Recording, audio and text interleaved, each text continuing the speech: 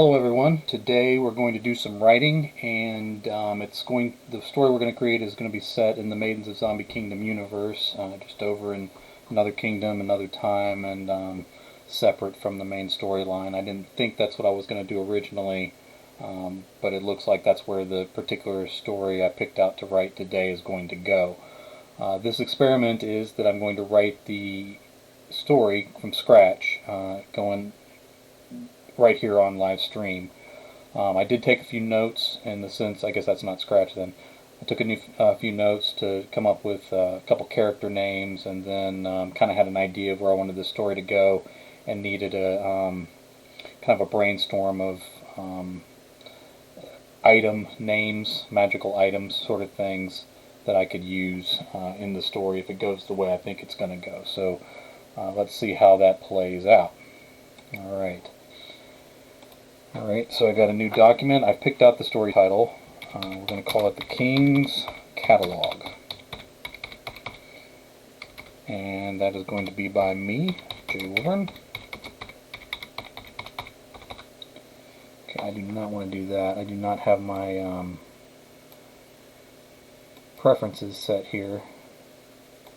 So, single, save as default on all documents. Alright, I normally will put an indent in. I'm going to do that now, but I want like no indent, no spaces, no nothing in between the words for the default. But now I will put in a margin, or an indent. I mean, I use 2.25 typically. Alright. And we'll say what we have so far. The original title I was going to go with, I have like just a list of them off boards and stuff, and when a particular phrase catches me, I was going to go with the road crossed the chicken. And I was actually thinking about that story, and it started to work out some of the details, and it turned out to be a little more bloody and some more extreme horror than what I thought might be good for stream.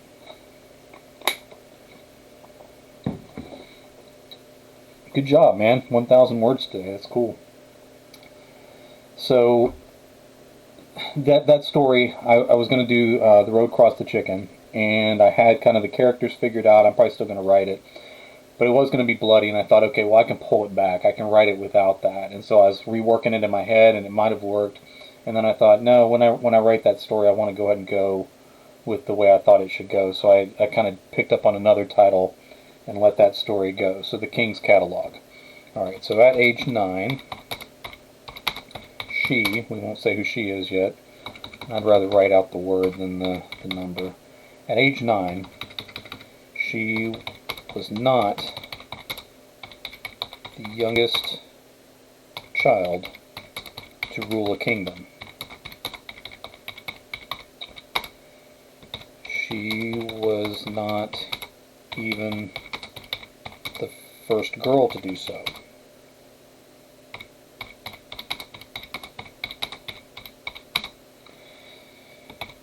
She did not, however, have a queen mother to watch over her until she was of age, because her whole family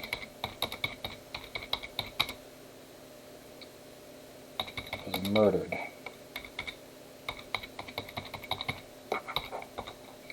Alright, I wrote out a name for her.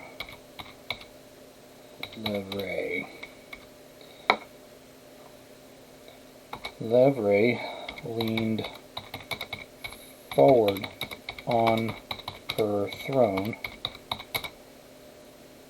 far enough so that her toes touched the cobbles.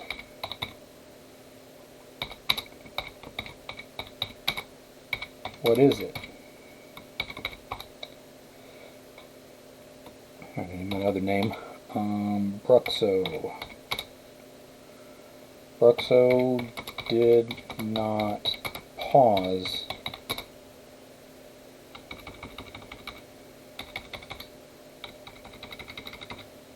in speaking to the emissaries in their native tongue.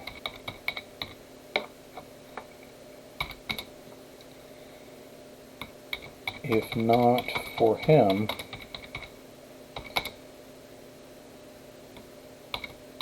Lev, as she was called by her dead family,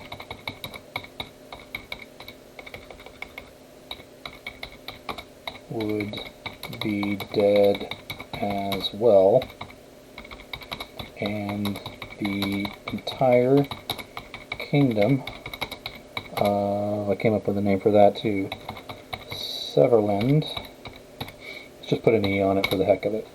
Alright, the entire kingdom of Severland and the entire kingdom of Severland would be in civil war.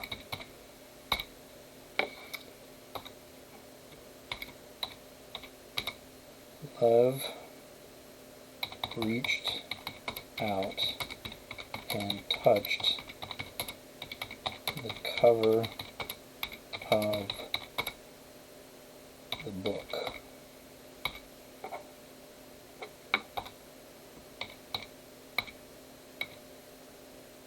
Bruxo adjusted the sword at his hip and left his hand there.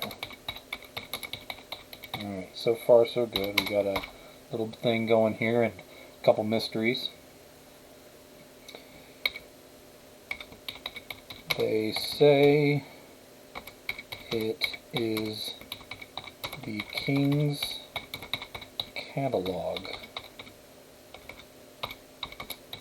Your Majesty. I'm a queen. Her fingertips slid across the smooth leather.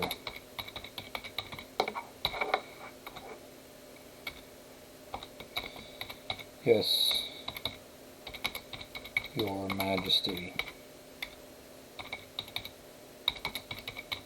may know. She opened the page, opened the cover, and stared at the first page with wonder.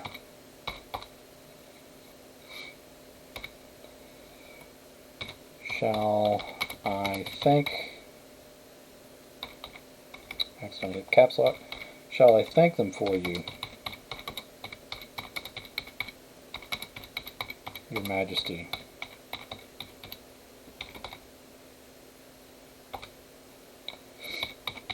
She didn't answer.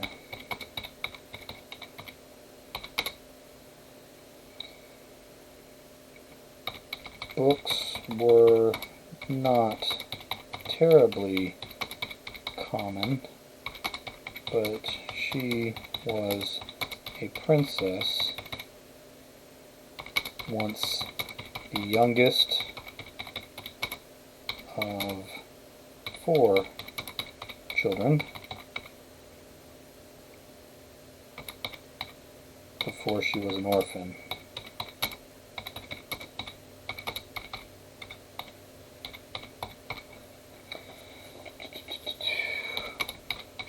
Of course, she had seen books, but these pages were no leather, parchment,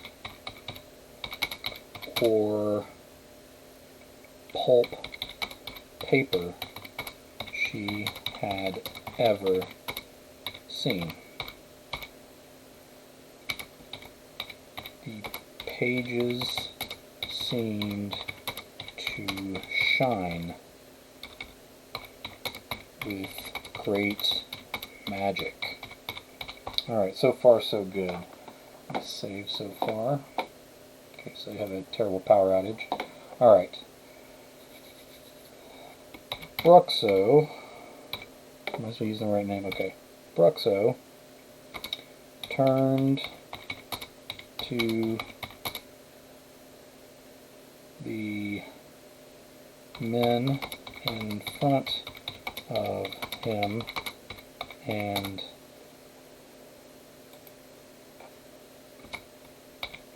I need to get her to say something. Wondrous. Bruxo turned to the men in front of him and translated for a long time. He tended to elaborate on her words very often, but she didn't mind. Let's see, let's describe these pages. The pages of the catalog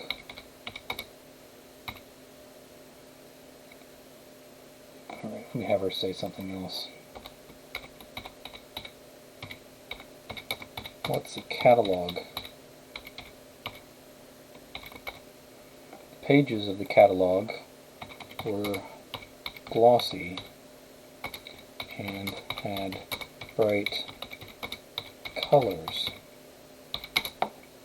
Alright. She had seen all manner of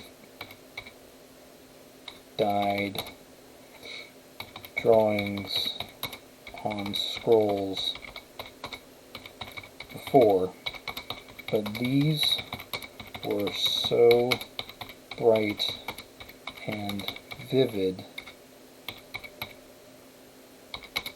it looked as if she could reach into the page and lift the items pictured straight out.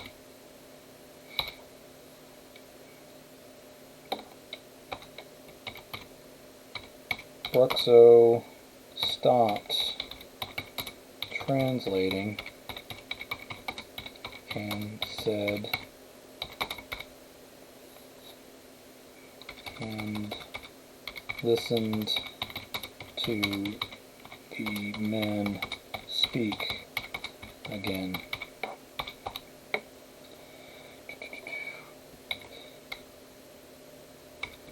The titles were in the old tongue. One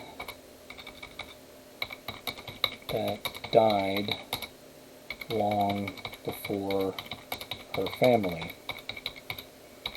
The descriptions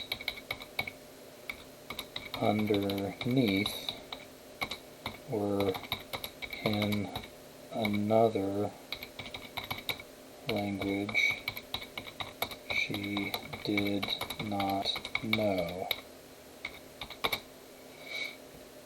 Her name was from the old tongue and meant lion. She had never seen a lion outside of picture books, and she suspected it was an imaginary beast.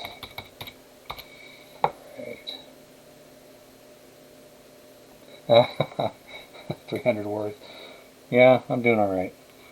I did think about the story a little bit before I got going, but again, just kind of try to let it flow a little bit. Alright, well, let's have Bruxo finally answer. Bruxo turned to Lev and said, a catalog is a grouping of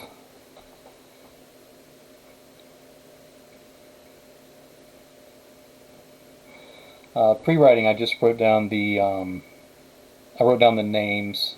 I thought about it a good bit, and I probably wouldn't have done that except that it's a fantasy story, so it's not like I can just call everybody Jim or something.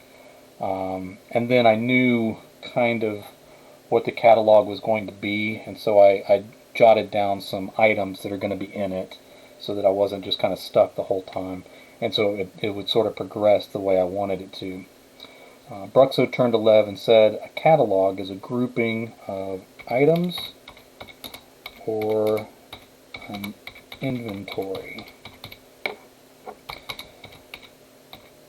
The men say you can choose one item a month and they will deliver it at no charge.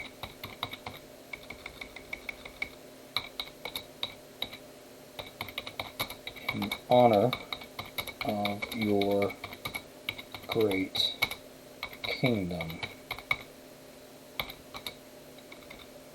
and out of sorrow for your family.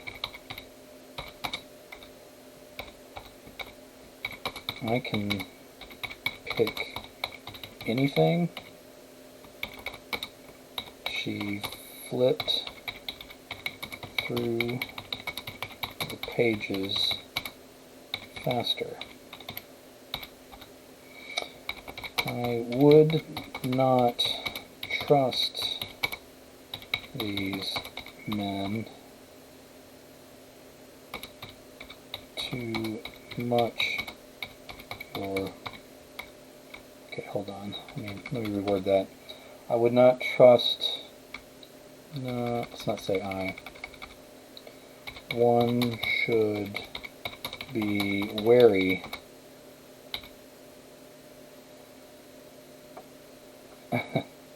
one should be wary of magicians. You were my father's magician.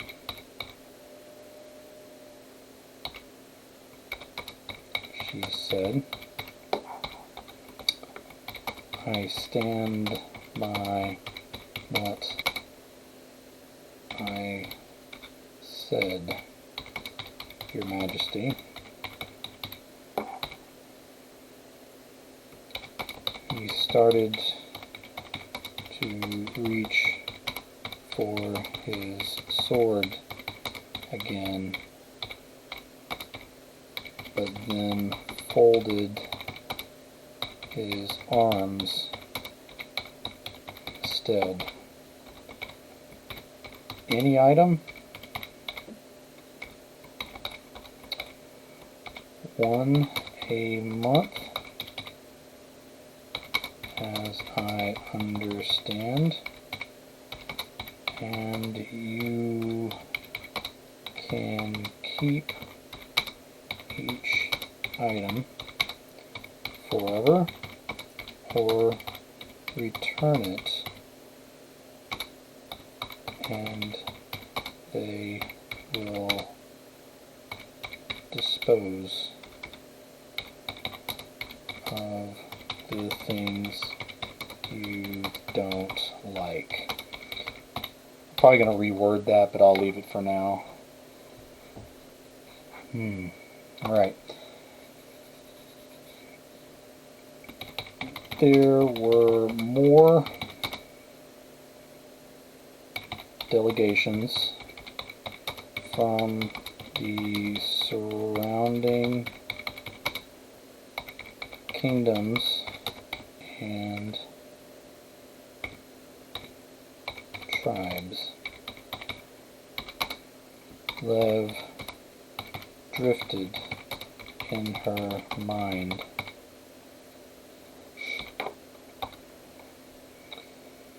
Her mother, father, and older brother died on the road back from Balahark, the one great kingdom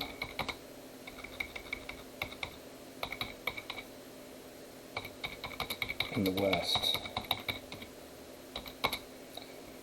A servant survived to run the message back to the palace.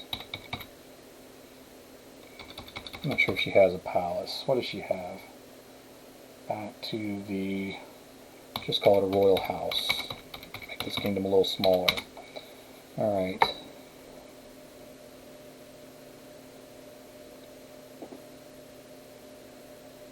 These are the realm. I assume he prevented civil war somehow. And Lev is only 9 years old, yet crowned a queen because of regent. Is out of the story, is the kingdom in a safe spot, or is it irrelevant? This is kind of in an established world, and eventually in the trilogy Maidens of Zombie Kingdom, the East, where this would be, is kind of in turmoil. I'm picturing this a little bit earlier, and I think it may unfold later that we explain where this kingdom lies and why it might be in turmoil, but we'll just see how it unfolds. I haven't really thought that far ahead, to be honest.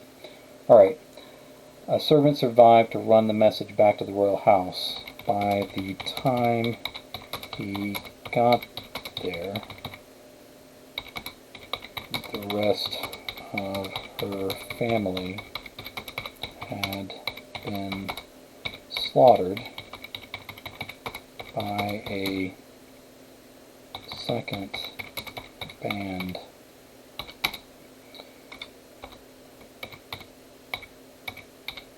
Bruxo took her up and used his sword instead of his magic. Others joined him in vanquishing. Let me spell vanquishing right. Others joined him in vanquishing.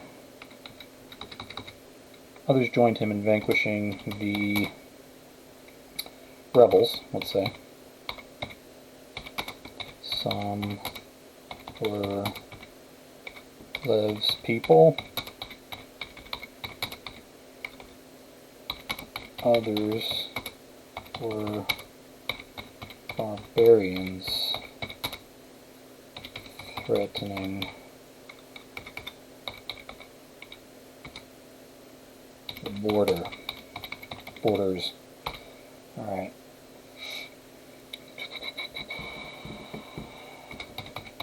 They all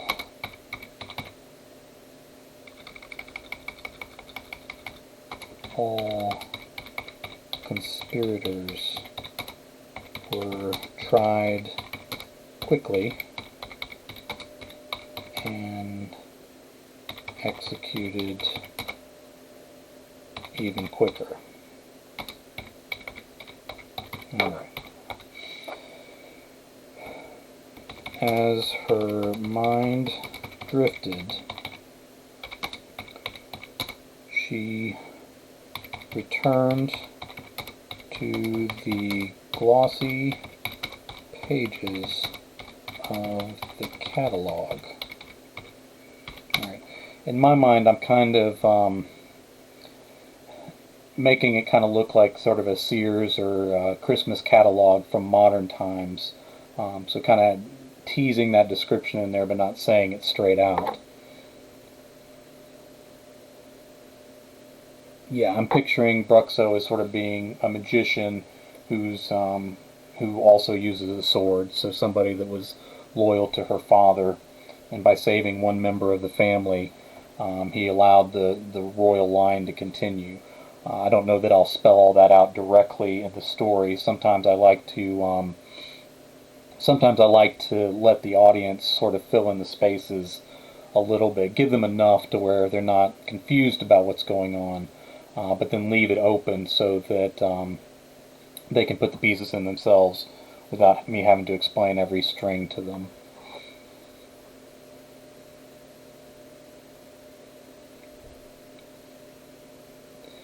I've I've written a little bit of it. Most of my fantasy stuff has been sort of cross-genre, so I've mixed horror in, which is not necessarily how it's usually done.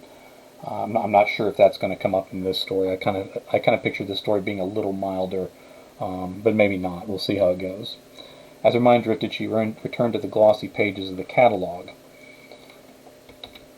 Her eyes locked on a little golden lion. She recognized the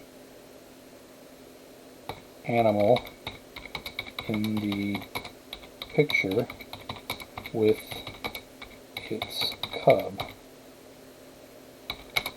She could read the title,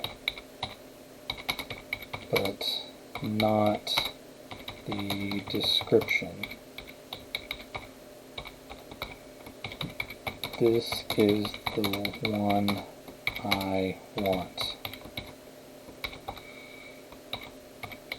Bruxo cleared his throat and translated something different to the party in the throne.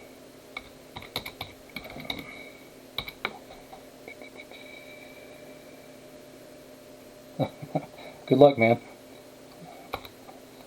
Whatever you get written in a day is fine. There's no big word counts, I don't think. I try to keep them out of my head. Sometimes it helps people. But good luck, man. I hope you enjoy your writing today. Alright, Bruxo cleared his throat and translated something different to the party in the throne room. Alright, we're going to do a scene break. I don't want that. Automatic. Undo borderline. Alright. New computer, so my preferred settings aren't necessarily in there. Alright, so next scene. Lev forgot about the catalog. It lived on a shelf, as all books do in time. Being a child and trying to run a kingdom was tiring business. She knew Bruxo did most of the work for her, but she also knew pound signs, yeah. There's sometimes publishers have their preferences. A lot of the publishers I've seen want the pound signs at the bottom to indicate the story's over. And then sometimes they use their own symbols once they're actually formatting the book. I've always used the asterisks probably because I thought the first publisher that showed me what they wanted for scene breaks actually told me to do that. So You just stick with what you're used to doing, I think. All right. But she also knew she needed to be seen as in charge. It was a dangerous time still. Then the golden lion arrived by messengers from afar. It was disappointing. Alright.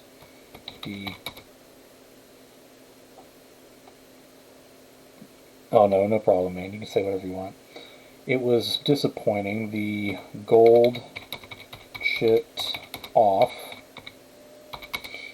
It was not a cub next to the lion, but a lamb. Why would a lion lay down next to a lamb? That was ridiculous. Let me put a question mark over there.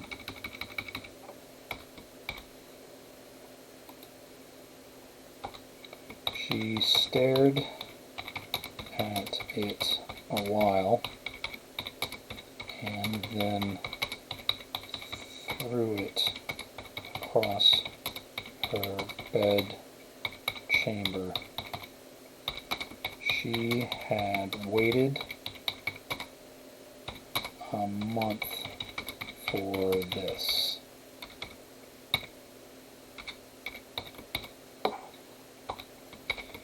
Do you want to send it back, Your Majesty? Bruxo asked. She sighed. No, there is no point.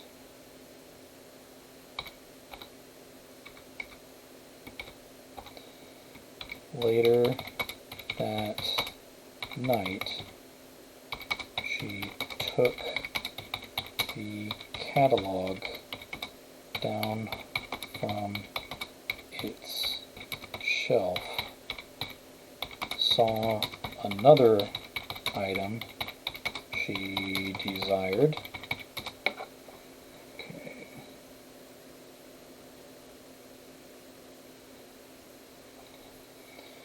Alright.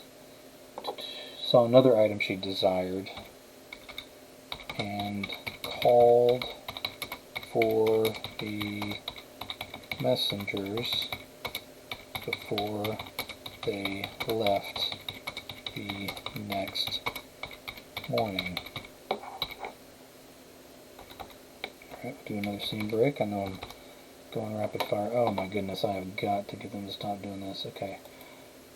Stop automatically borderlining. I should have clicked that the first time. Alright, so another scene break, and here we roll.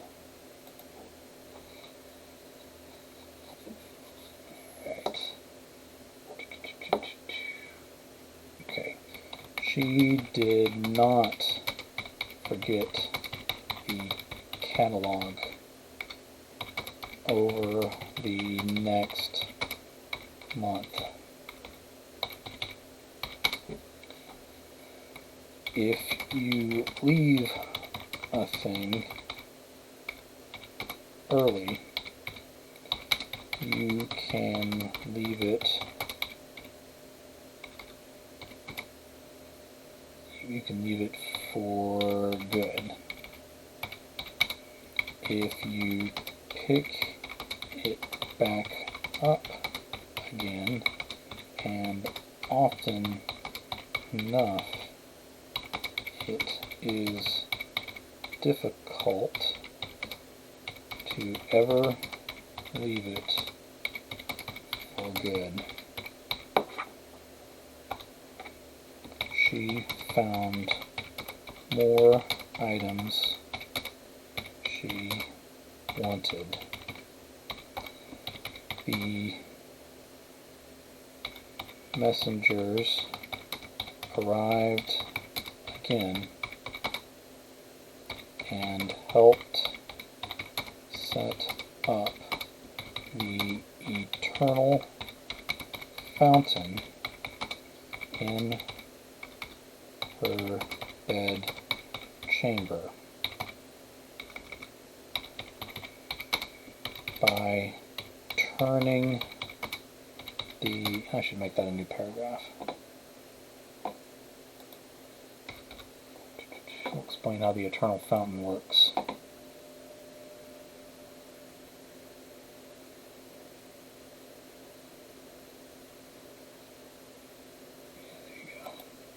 Alright, by turning the valves,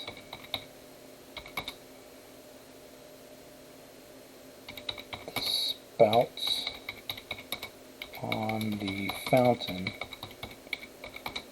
poured water,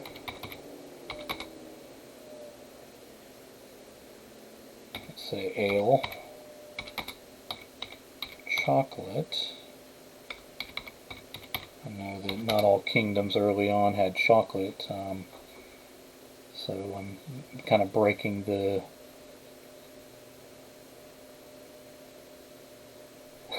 yeah.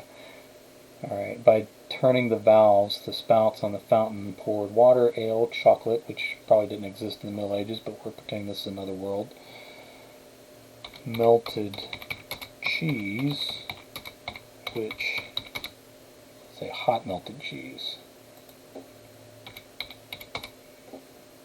which Lev had never imagined, and more. It truly was eternal.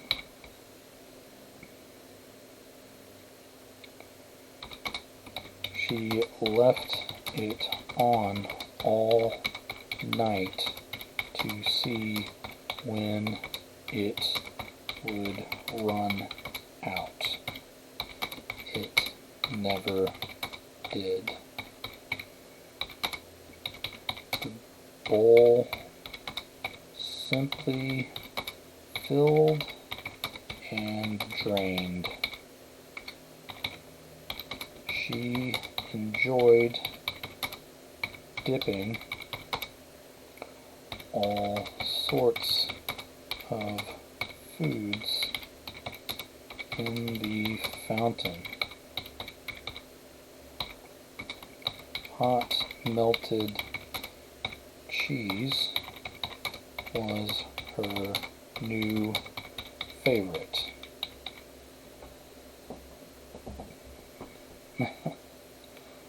Hot melted cheese was her new favorite. Alright.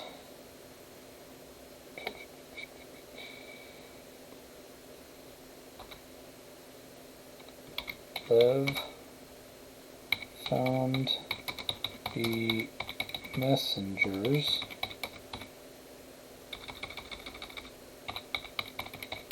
and asked about next month. She could not decide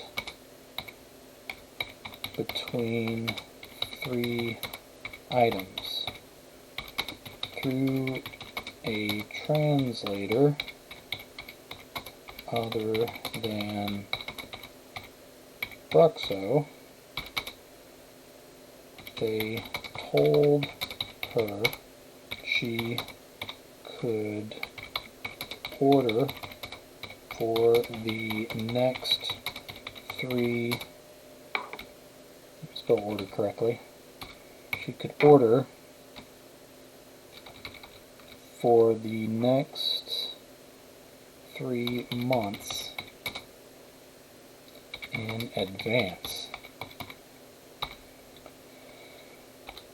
She struggled over which one she wanted first, but then simply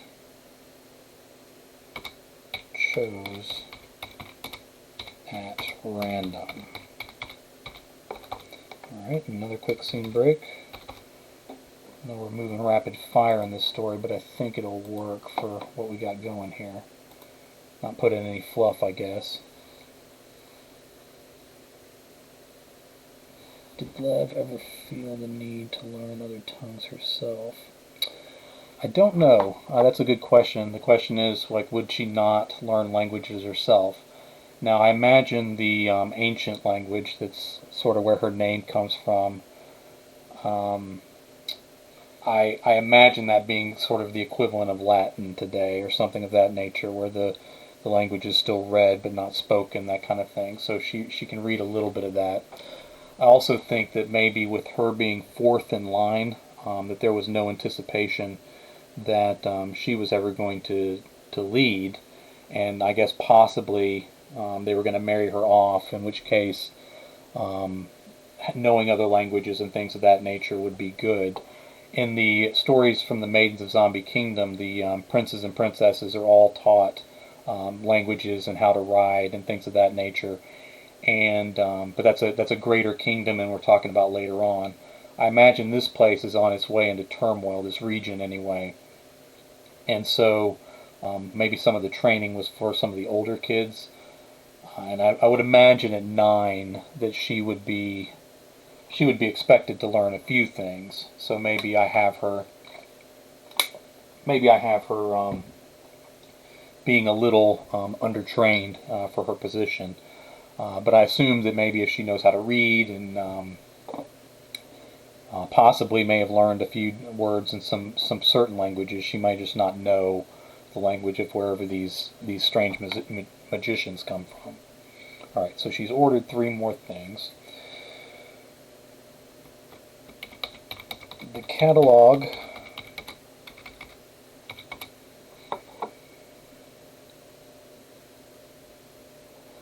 I might. One thing I am going to do, the question is, am I going to do a catalog of middle grade stories? Not a catalog, I got catalog in my mind, a collection of middle grade stories. One thing I am going to do is on Patreon, starting in January, I'm going to do a short story each month from one of my younger reader series.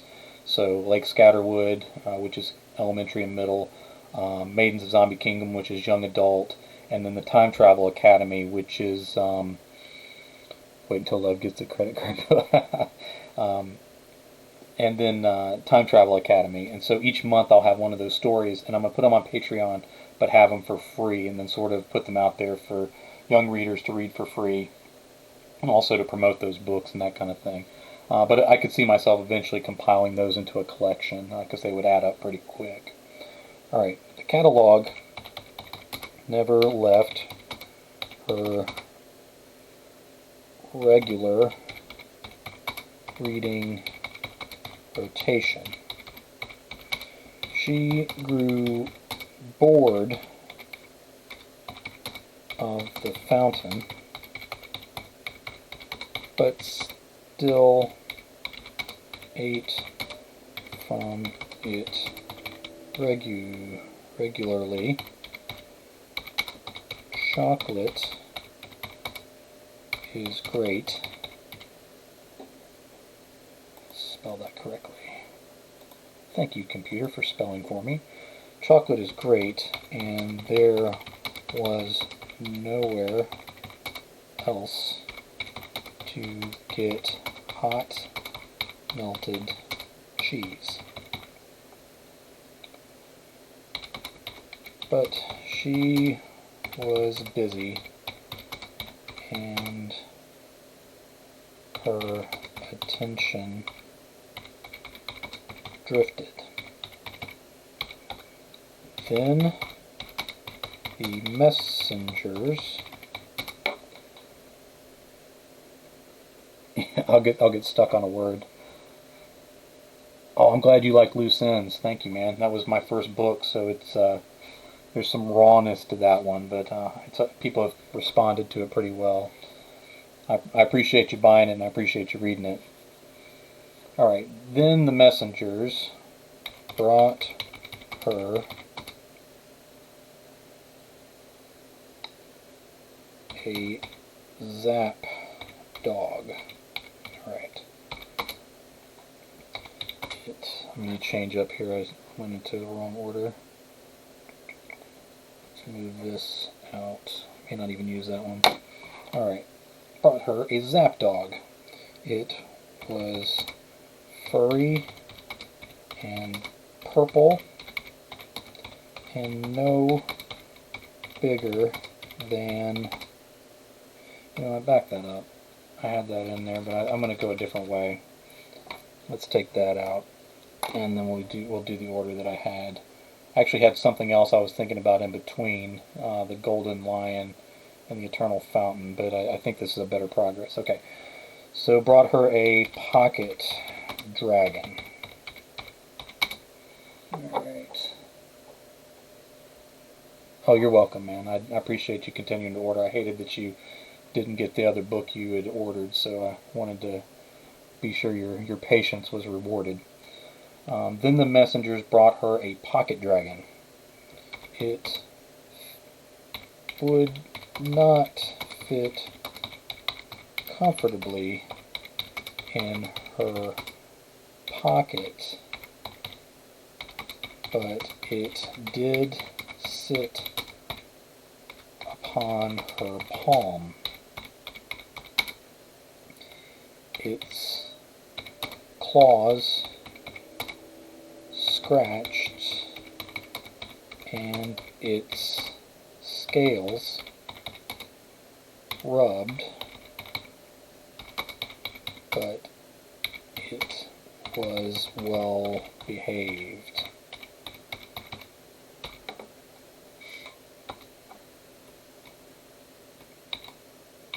Before the messengers left, she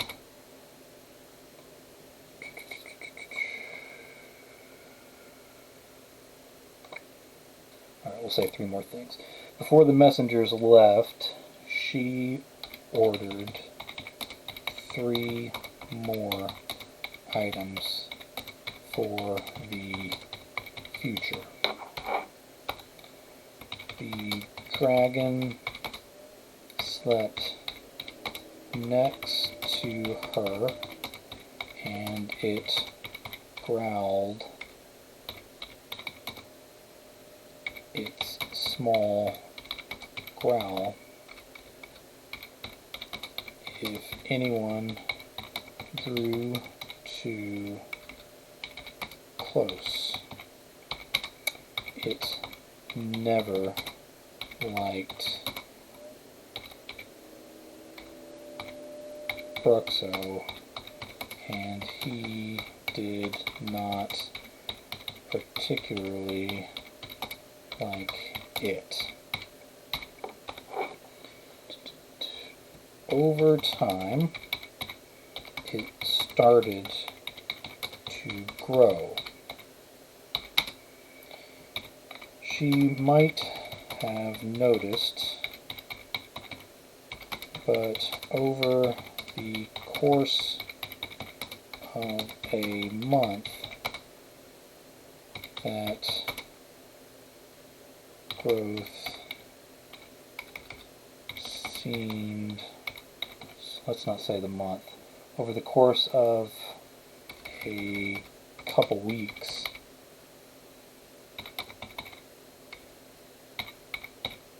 that growth seemed slow.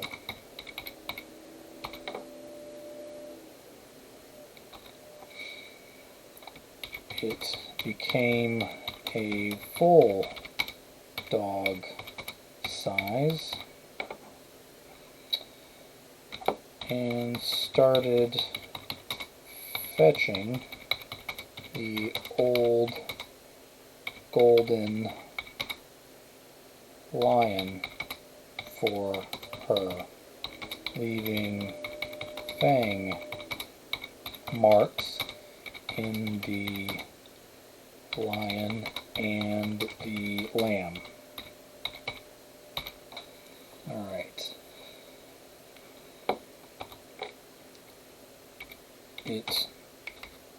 She needs to name this dragon. That's what a kid with a dragon would do.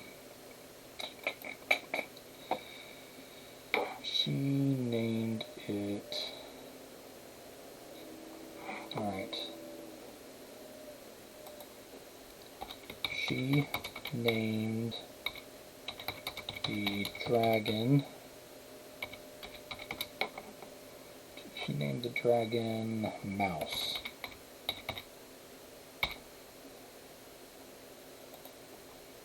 Now I'll use the dragon's name.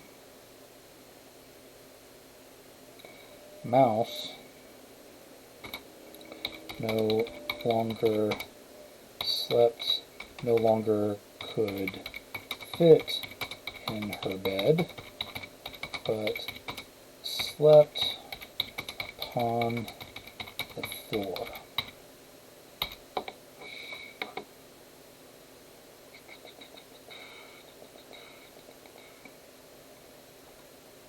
Alright.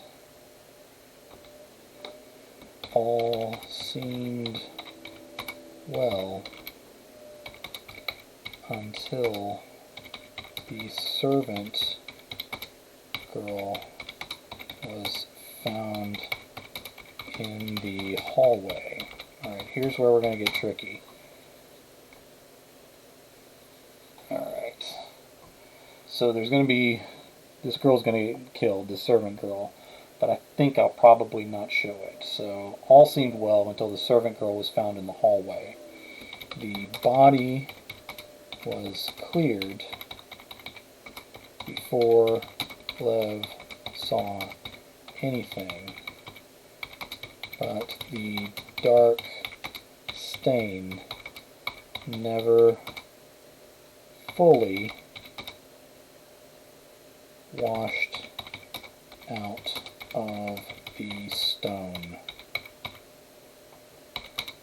The stories of how terrible the body was... Okay, don't want to do this.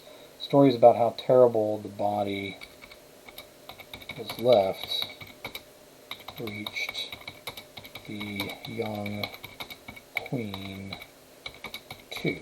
Alright, so we did that. Alright, soldiers hunted for mouse. Need this thing to breathe fire. Okay, she named it Mouse. The dragon thing. The dragon. I'm typing all over the place here. The dragon breathed out cute little sparks. Soldiers hunted for mouse in the royal house and surrounding grounds. This was the first time mouse breathed real fire. No one was killed,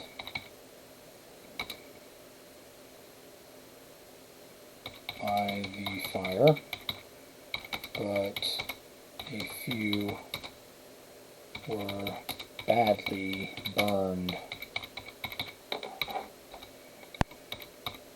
Bruxo started patrols around the kingdom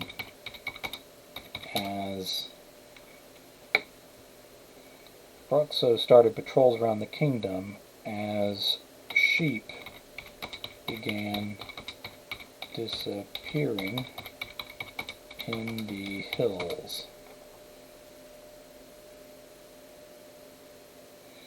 I imagine that the mouse, the dragon, actually fed upon her, is what I'm implying. So there's an implication of blood and that sort of thing, but I didn't show the gore directly. So Bruxo started patrols around the kingdom as sheep began disappearing in the hills. As the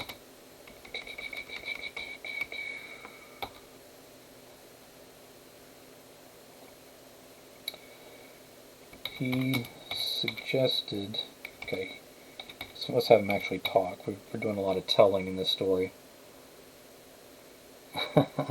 I don't know. I wanted to emphasize how small it was as opposed to just its ability.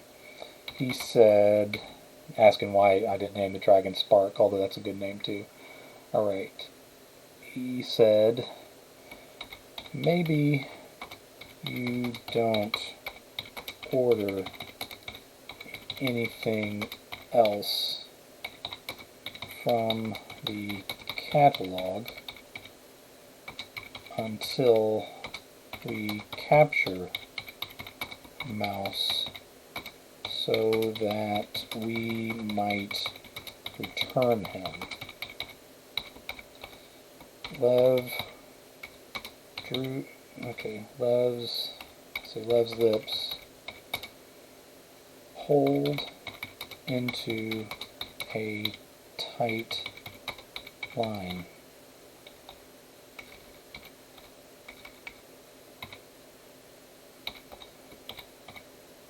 Bruxo asked quietly,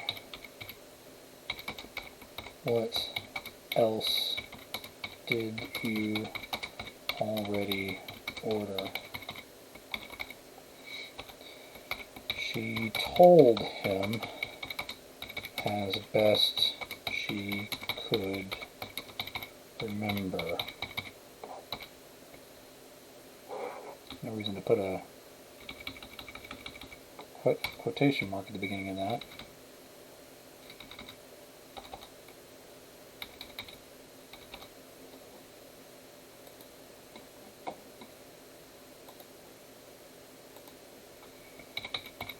The messengers delivered the conjuring box as Mouse still threatened the hills of the kingdom. Alright, where do we go from here? Okay. Threaten the hills of the kingdom. Okay, reports made the dragon sound as if it were as large as the royal house. Lev wondered why Mouse was so hard to find. Bruxo argued with the messengers. Bruxo argued with the messengers in their language. After he dismissed them, he told her orders cannot be cancelled, just returned.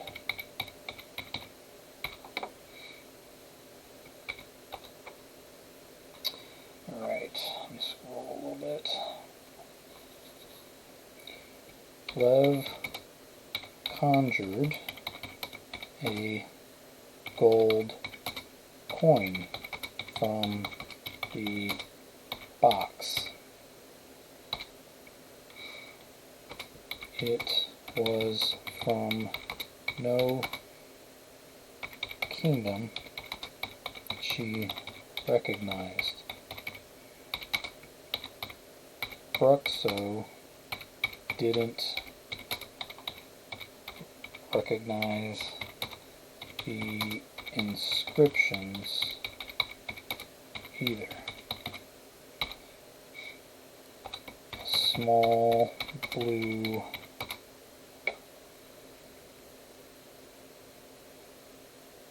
Thank you, man. I appreciate it. I struggle sometimes with writing in the sense of like sometimes I have a tendency to go flowery, and then other times I'm more of a pulp writer where the sentences are real straightforward and just kind of drives forward without any real poetry to it. But I try to mix it in pretty well. Again, this is completely off the cuff here. All right, a small blue ball fell out of the box next. Then the snake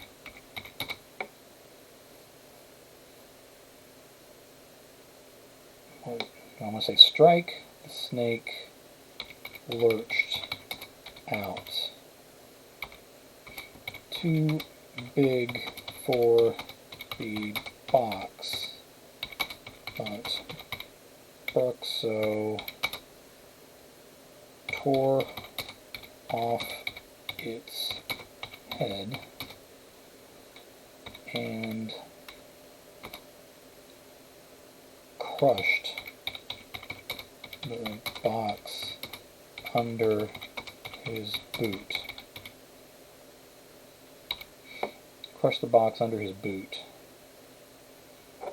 They returned the splintered pieces that night.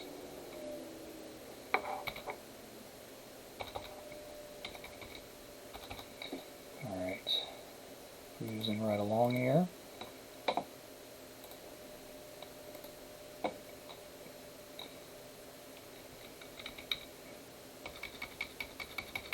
My returns aren't even.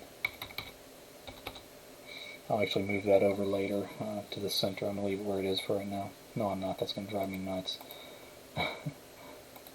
Okay, here we go. The spirit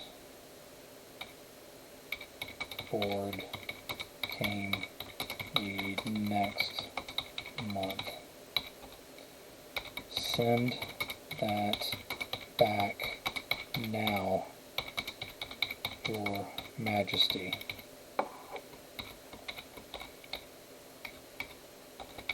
I will not.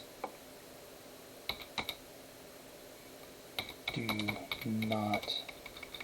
Alright, let's keep this simple. I will not. These gifts are traps, and they are not to be trusted. She looked. I know we don't do daily session word counts, but do you ever think, okay, I want this story to be 10,000 words roughly, or do you kind of just let the story carry itself? The only time I really worry about word count is when I'm writing for a specific market. So if I know the story needs to be 5,000 words, then I'll pace it out to the 5,000 words.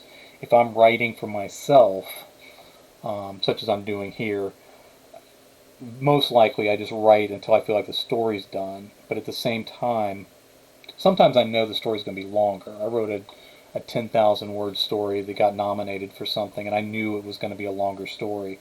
It barely fit into the short story length for that particular category. But again, I didn't think it was going to be award worthy when I was writing it.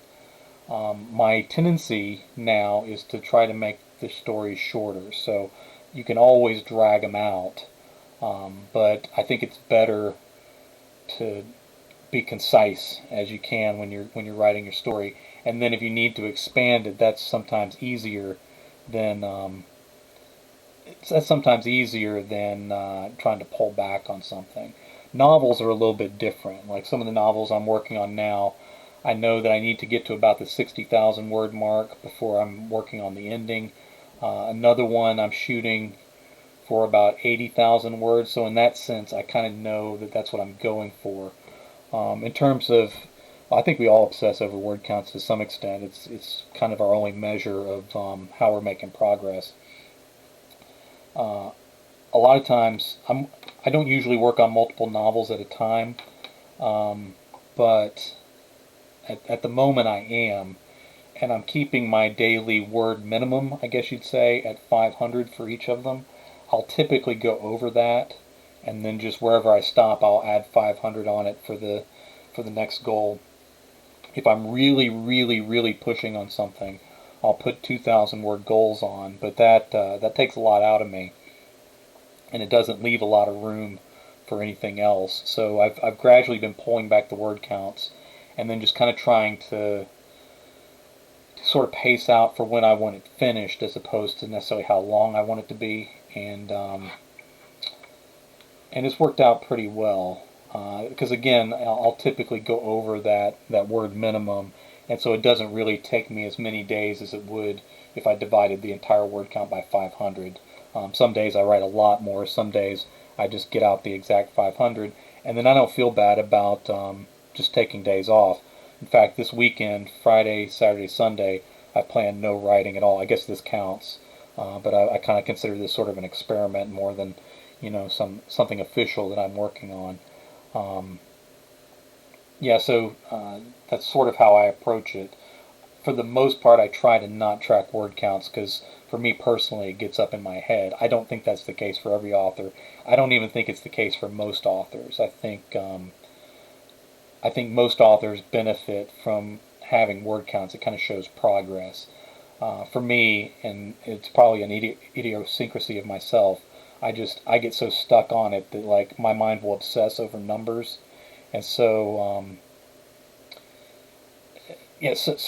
when I get to thinking too much about word counts, like I'll start obsessing over like, okay, this story right now is at 1,470 words, and so for some reason that number pops in my head, and so I'll watch the next 30 words, and just things like that that really have nothing to do with word counts, but there's for some reason my brain is always stuck on patterns.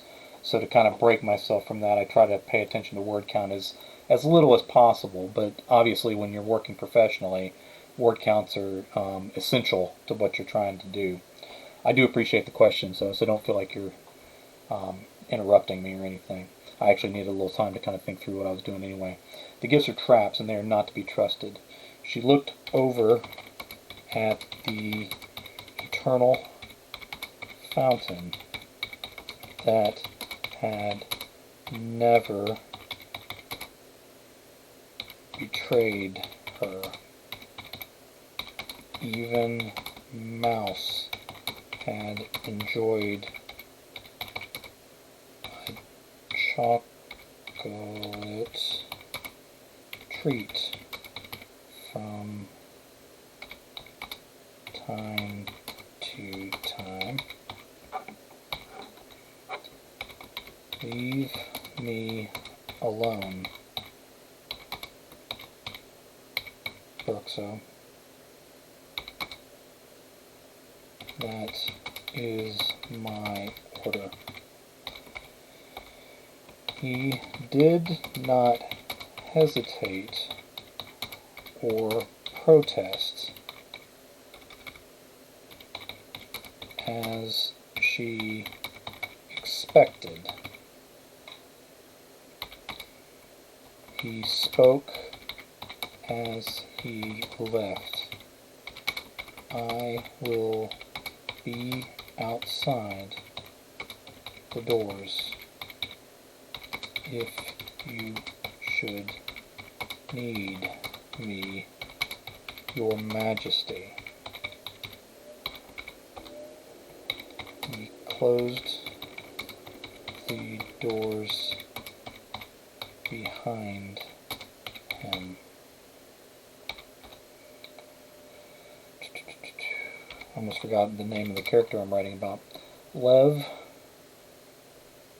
placed the board on her vanity and spread her fingers inside the shapes of hands. Let's not say imprinted. Let's make this a little serious. Engraved on the black wood of the board.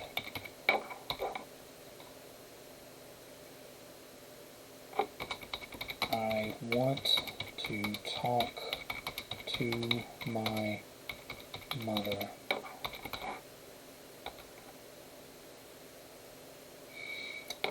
Okay, how does this board communicate? Alright, I'm not thinking a Ouija board, so it's a black board, there's space to put your hands down.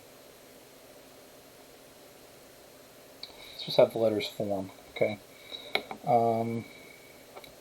Letters in the old language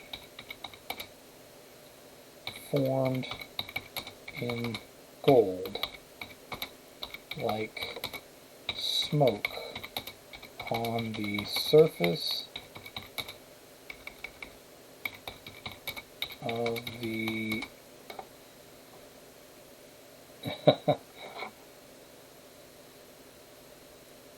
there you go. Like smoke from the surface on the surface of the dark wood. Let's get ugly here. Your mother died screaming. Lev did not pull back her hands, nor did she scream or call for her trusted magician swordsman. Maybe the spirit inside the board was surprised by this because the letters broke apart and vanished. Yeah, a little bit there. It's a spirit board. I want there to be a cost here. By this because the letters broke apart and vanished back into the flat darkness. All right.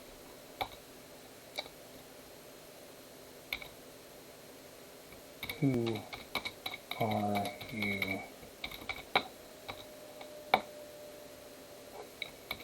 We are many. Is the letters vanished as quickly as they appeared? Is my mother there? Let her forward.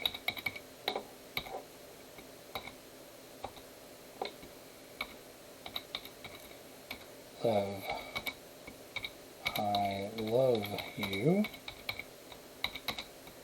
This is a mistake.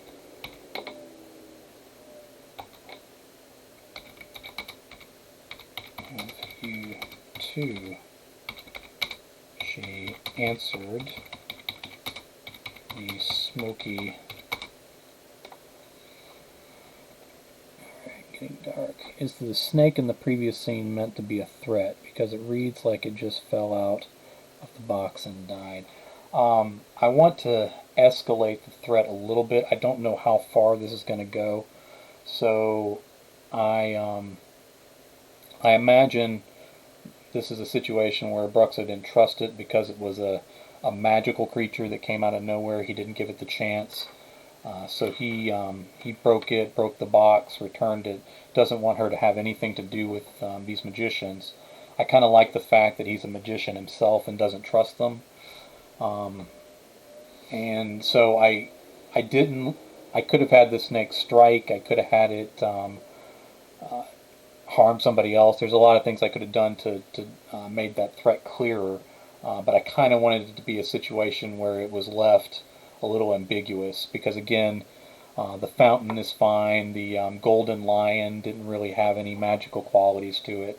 The dragon is a threat, but of course it just grew, so they just kind of let that get out of control on their own. So there's an argument to be made that there's no clear evil intent here, but the items she's picking do have some danger to them. All right, I love you too, she answered the smoky letters.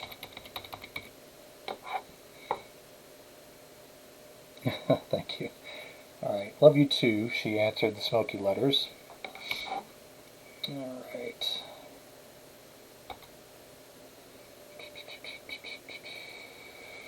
All right. I want to close this off, but not as. All right. My idea is that this board opens to a spirit world that many spirits can answer, but it's not benign. So maybe that was her mother answering, maybe not. All right, I love you too, she answered the smoky letters. Love was not enough to save anyone. Was it, little girl? Alright, let me go back and fix that comma. Alright. Love was not enough to save anyone, was it, little girl? Alright, and let's give Lev some agency here. I'm not going to have her run away screaming.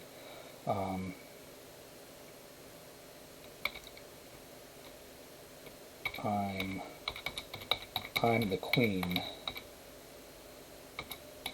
and love was enough to save me.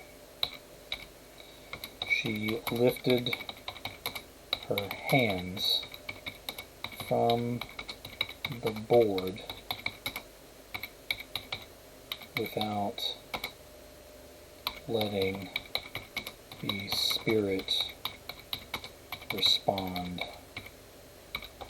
She stepped out into the hall and apologized. Yes, earlier we mentioned that Bruxo pulled her away from whatever threat was going on and then sort of led the charge to take out the attackers. So she was the only one that survived a coordinated attack on this royal family, is kind of what's explained earlier in the story. She stepped out into the hall and apologized to Bruxo. He hugged her with as much warmth as a man like him could muster. Alright, now I want to leave this scene. Yeah, I know. I'm just kind of scrolling by, so if you miss something, I'll post this somewhere where anybody can read it. He hugged her with as much warmth as a man like him could muster. Now let's kind of leave this open. But she refused to return the spirit board. Just say board. Alright. Another scene break. Because we move fast in this story. Alright.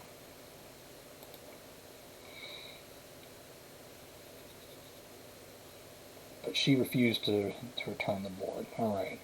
So now we got this dragon that's out there. We got the fountain. We have the golden lion. Those two things don't appear to be problems. And then we have this spirit board. The gem of power came next. When Lev touched it, her eyes turned a deep purple that Bruxo recognized as dark magic. Let it go, Lev, he shouted as she rose in the air. It was the only time he called her by that name. We return it, he cried to the magicians in their tongue. One responded, only she can return it.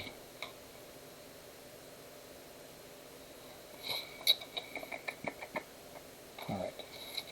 Only she can return it.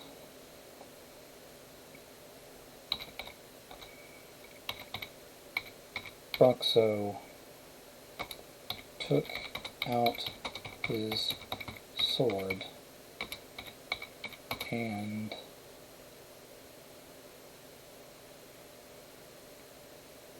lifted the messenger's chin. Spell messenger right, just while we're here. Bruxo took out his sword and lifted the messenger's chin with the edge. Let's make that a keen edge, why don't we? With the keen edge.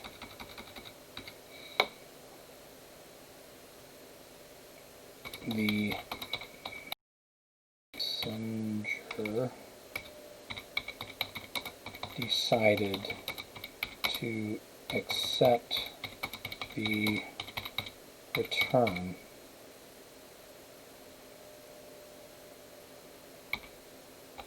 Lev did not remember the gem at all after she woke up 3 days later. Bruxo breathed easy when she opened her eyes.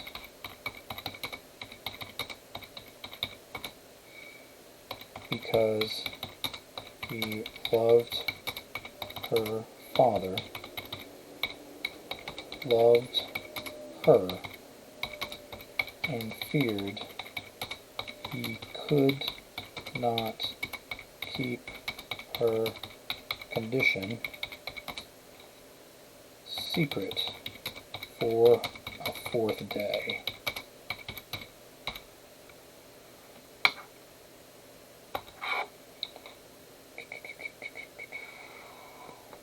Alright. These would probably be different scenes, but I'm going to keep it one scene since we're pushing through. The halfling wish maker came next. Love stood... Yeah, well, I should break the scene. It's going to be confusing if I don't. Alright. The halfling wishmaker came next. Lev stood over it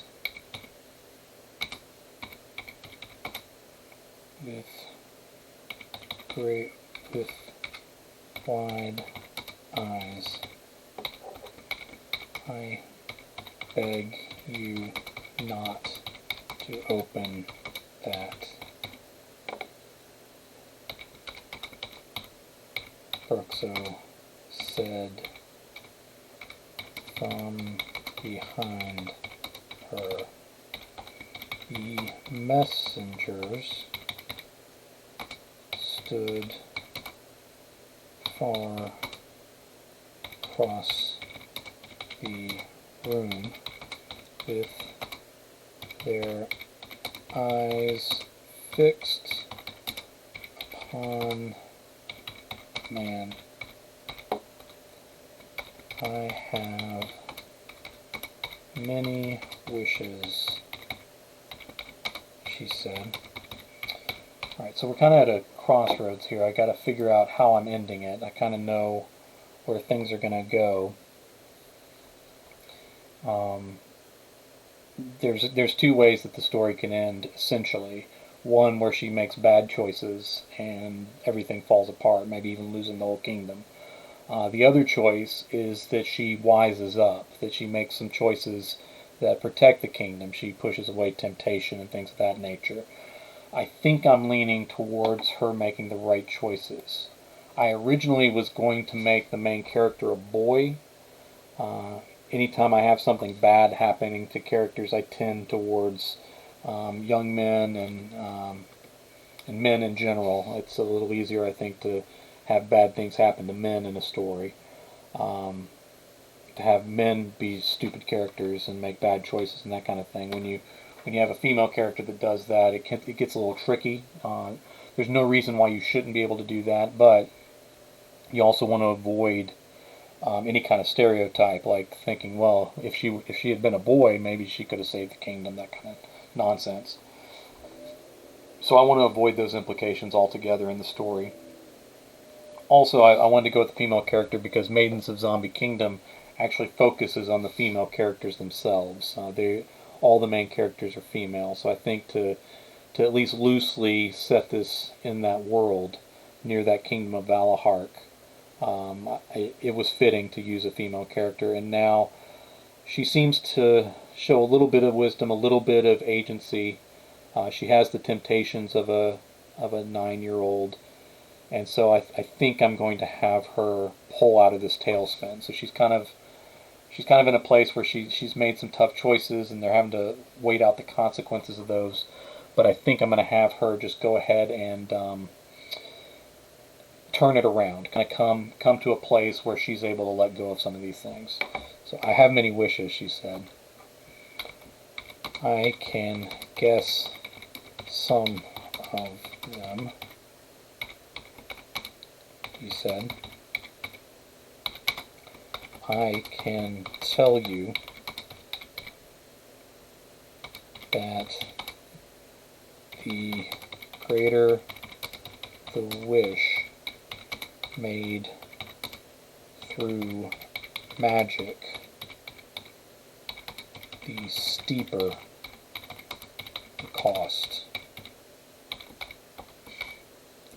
I should open it at least to see.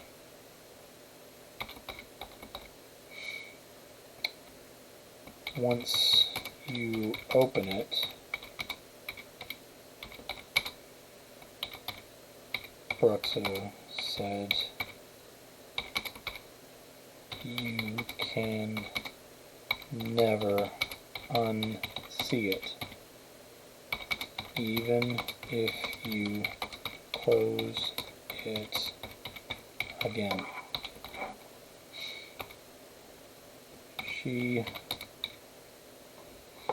I appreciate you coming in, man. Thank you for joining in, and very much appreciate your participation. It's really cool. I'm new with the streaming, and it was really nice to have you on, asking the questions and kind of making me think about the story as I was writing it. It wasn't something I expected, and I really enjoyed it. So thanks again, man, for coming on. I really, really, really do appreciate it.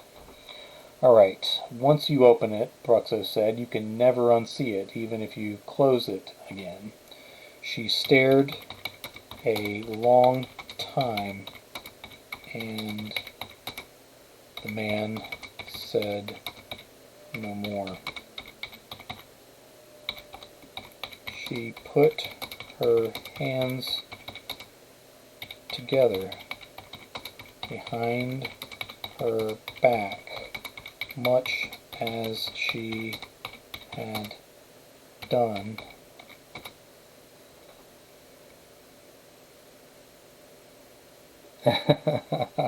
thanks, man.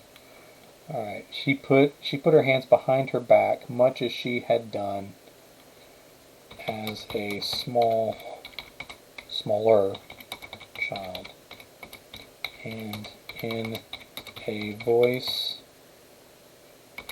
only Bruxo could hear, she said, I return it. He translated happily.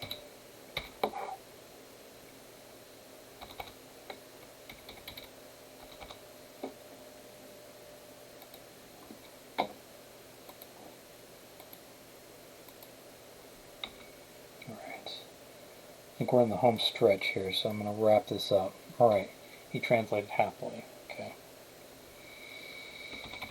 As the messengers waited in the throne room the following month, she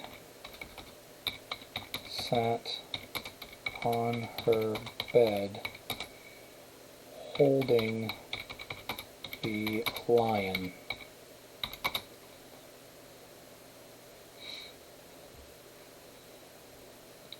It still had Mouse's fang marks in it. She rubbed her fingertips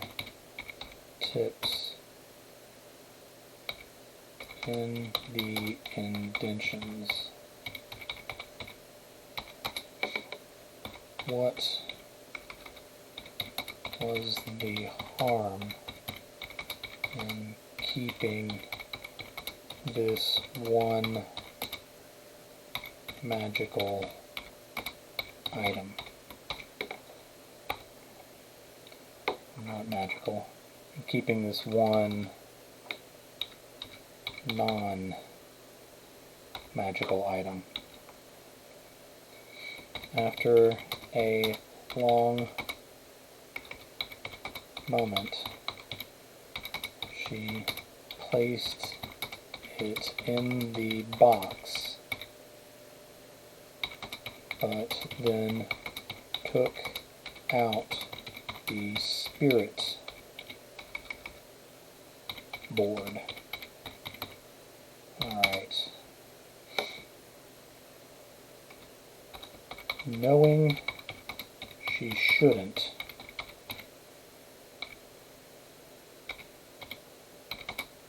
Lev placed her hands on the engraved shapes and said, "Mother." She braced herself for the demon's letters, but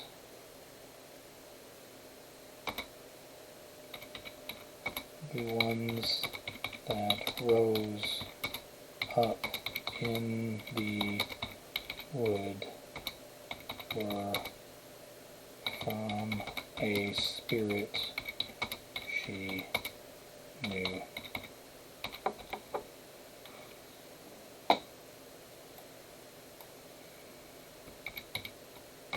It is time to let go.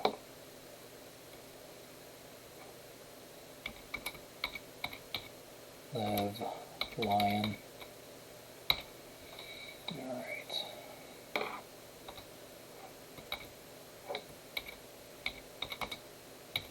Too young for this. Too young for this. Too small,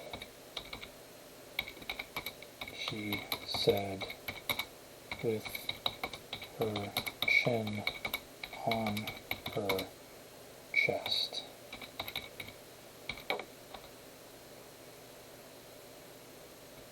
You will be great. We will be with you always.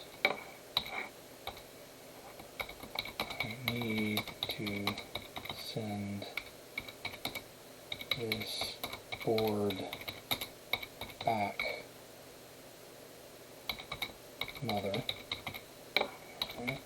Let's have that nasty demon pop up one more time. We don't want it to seem like she gets off scot-free using the spirit board again.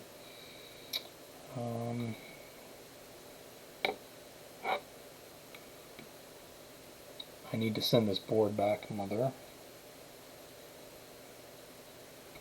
You need to run, little girl. The hunters. Yeah, we're gonna have her peek in one more time, but I think we're gonna have a happy ending here. You need to run, little girl. The hunters still seek you. She prepared to lift her hands, but those words vanished and were quickly replaced.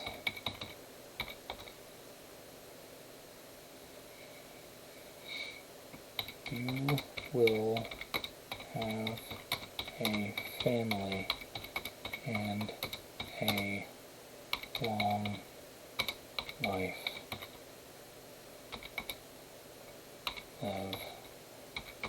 We all love you.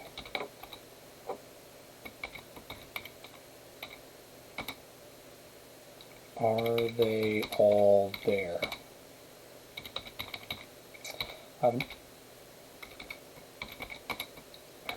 lip quivered. Alright, I've not had her name her brothers and sisters. So I don't know if I want to come up with 3 names. I don't know that would add anything. Let's say father and she wasn't sure she could get through the short list of her brothers and sister. There can only be there can be two of one gender and one of the other. All right. I feel like to do some. Yeah. All right. She wasn't sure she could get through the short list of her brothers and sister. All right. The comment was that if I started adding in names now, I probably would need to add them earlier in the scene. All right. She wasn't sure she could get through the short list of her brothers and sister. All right. Let's do apostrophe brothers and sister singular. I may need to go back and make that a single sister. I'm not sure how I worded that at the beginning, but that's what editing's for. Alright, she wasn't sure she could get through the short list of her brothers and sisters' names, but her mother spared her that. All is well.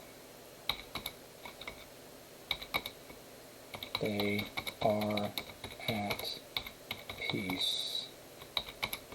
You need to live in the land of the living. Now, the words faded, but she waited long enough for another message. She was sure other voices couldn't resist the opportunity. Alright, so I need this nasty spirit to say one more thing to her. Alright, all is well, they are at peace, you need to live in the land of the living now. Let's not say live twice. You need to rule in the land of the living. Alright, I'm thinking, hey man, thanks for dropping in. Got a few people watching tonight.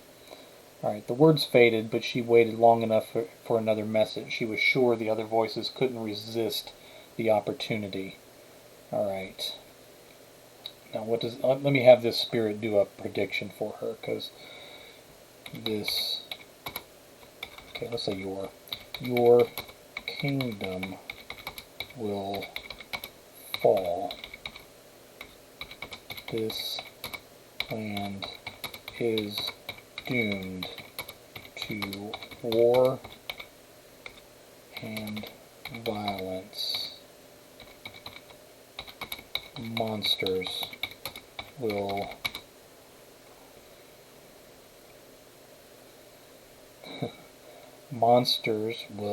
rule in your place. Little keep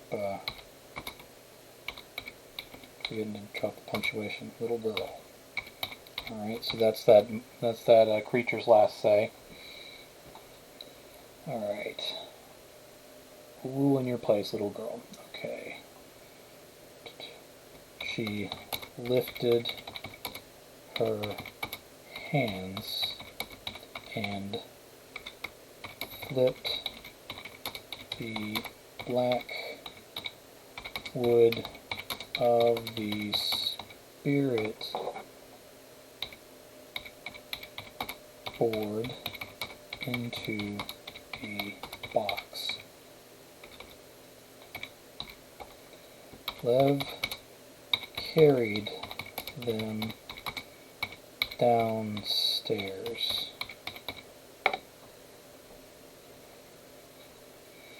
Getting close to the end, I think. We're at 2,200 words and kind of getting to that closing scene. Lev carried them downstairs. The fountain Okay, what all do we have still in this place? Alright, we have the fountain, we have the golden lion, she took the spirit board, she returned all the other stuff. Alright, so we need to take care of the dragon too. The fountain was already in the throne room. Okay, let's do a new paragraph. Soldiers held Mouse, the dragon, by thick chains. The muzzle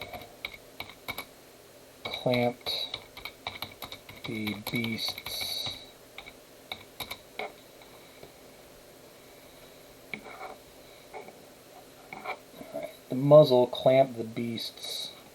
jaws closed, but smoke leaked out of his flared nostrils. He was not nearly as big as rumors had made him out to be. He was not nearly as big as rumors made him out to be. Bigger than a horse,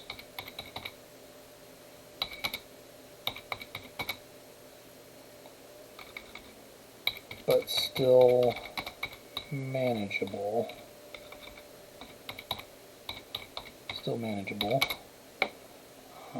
They had captured him without hurting him, and she was happy about that.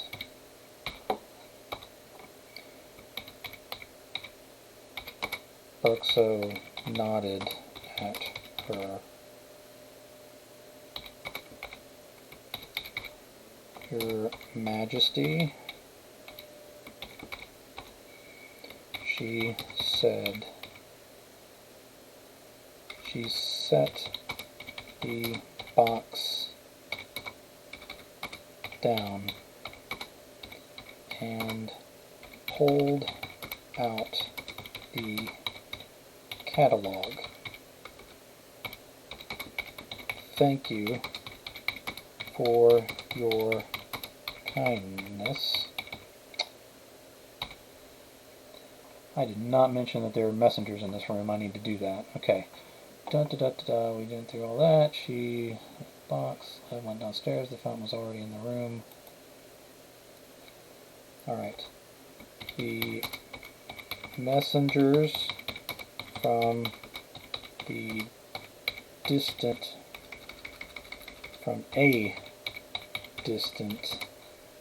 land waited quietly. They are polite people, let's say.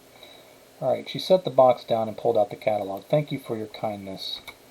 I will no longer be needing this. Bruxo smiled as he translated. She held the strange book of incredible things a moment longer and then dropped it for the last time.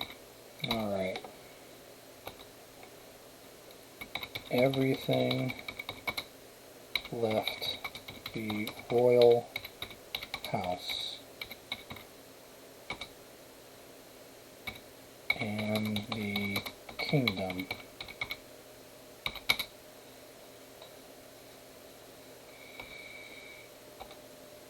Let's get a denouement here. Alright, everything left the royal house and the kingdom. Lev did rule a long time. Bruxo was with her for many years, but not all her years on the throne. Lev did rule a long time. Bruxo was with her for many years, but not all her years on the throne.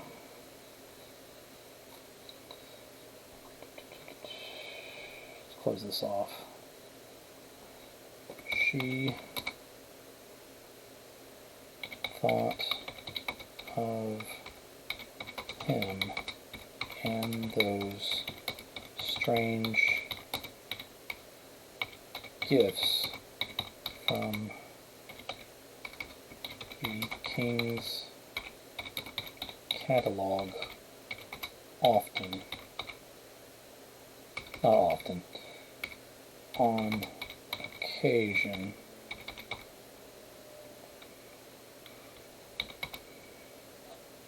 She remained wary of magicians. She remained wary of magicians all her days, and that may have saved her life and her kingdom many times. Alright, I think that's it. Just shy of 2,500 words, and I think it's a coherent story, so that worked out alright. Alright. No conversations continuing there. I think that can keep going even after I close out the video. I'm definitely going to post this story on Patreon. Obviously, I'm going to need to edit the story, and I'm going to post the video on there as well. So a lot of people hearing this will be doing so later, either on YouTube or on Patreon. So that was a lot of fun. I didn't know how it was going to work out. I did a tiny bit of prep ahead of time, but I really didn't know how that story was going to end until it finished. I've never live streamed a story from beginning to end before. I kind of enjoyed it. It sort of focuses things.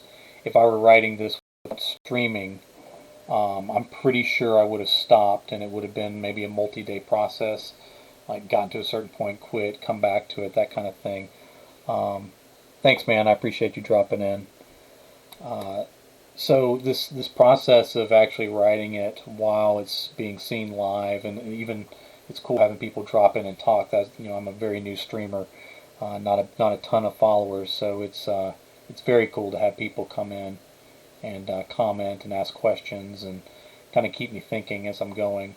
But there's sort of an immediacy to it that allowed me to go through the story. I don't think it's the best way to write stories all the time, but I'm pretty sure this is going to be a regular thing, because I really do love playing around with short stories and just trying an idea out. You know, it's something in a short story you can kind of play with an idea that may not work as a novel, but it can get you into a genre. It can help you sort of work out the rules of a story that you're trying to figure out that may be longer. And so I very much enjoy it, and it is kind of cool to be able to sort of loosely tie it into some other work that I've done. So I appreciate everybody listening in, and I'll be back on again this coming week.